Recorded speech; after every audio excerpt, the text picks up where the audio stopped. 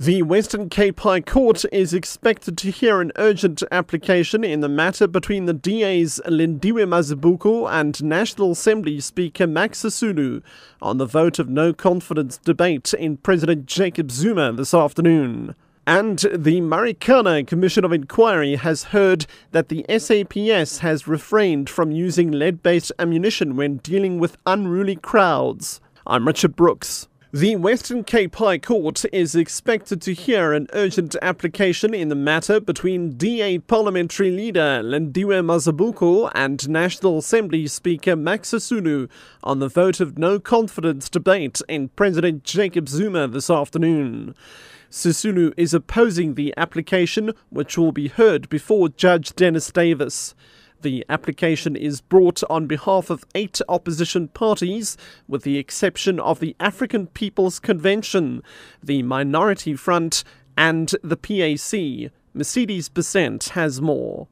Last Thursday, the Multi-Party Program Committee, chaired by Sisulu, could not schedule the motion for debate because of lack of consensus between the ANC and the opposition parties. The 8 opposition parties calling for the motion are the DA, UDM, IFP, UCDP, Freedom Front Plus, ACDP, COPE, and the Independent Democrats. Those who are not supporting the motion are the PAC's Letlapa Mphahlele, the Minority Front, and the African People's Convention. Mercedes Besant, SABC News at the Western Cape High Court. The presidency has reaffirmed that President Jacob Zuma has a mortgage bond on his residence in Nkandla. This follows newspaper reports that Zuma misled the National Assembly when he said he has a bond. Presidential spokesperson Mac Maharaj says indeed the president has a bond with one of the major banks in the country that he is still paying. We reaffirm that President does indeed have a bond on the residence with one of the national banks, and he is still paying it off on monthly installments. The information, as you know, within the rules and laws of this country are confidential, and therefore we are reaffirming that what the President said in Parliament, he treats Parliament as a very serious institution. He has not misled it, and we are affirming that he has a bond. Kusatu in the Western Cape has called on farmers and workers to have constructive discussions on how to improve their living conditions. Secretary Tony Ehrenreich says the relationship has been affected following 2 weeks of violent protests for better wages.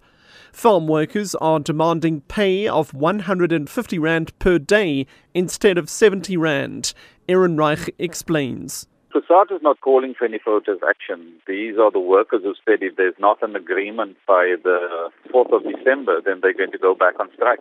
So we just have an opportunity as the role players in the industry to assist the parties to come together, have a constructive discussion and find solutions. But I think to at the outset say that the time frames are not going to be met is going to just further inflame the situation. The Marikana Commission of Inquiry has heard that the SAPS has refrained from using lead-based ammunition when dealing with unruly crowds. Legal Resource Centre representative advocate George Bezos has questioned the type of weapons as well as ammunition that the police are supposed to use when controlling these kinds of crowds.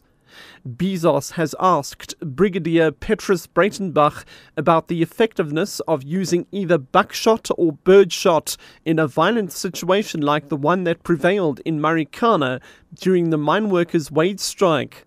Breitenbach has been testifying before the Marikana Commission of Inquiry since last week. I would say that buckshot or birdshot, as you call it, falls... There's a difference between buckshot and birdshot. Birdshot do not falls within less lethal ammunition because it can kill, and I believe that that is why it was removed from use and replaced with rubber ball ammunition.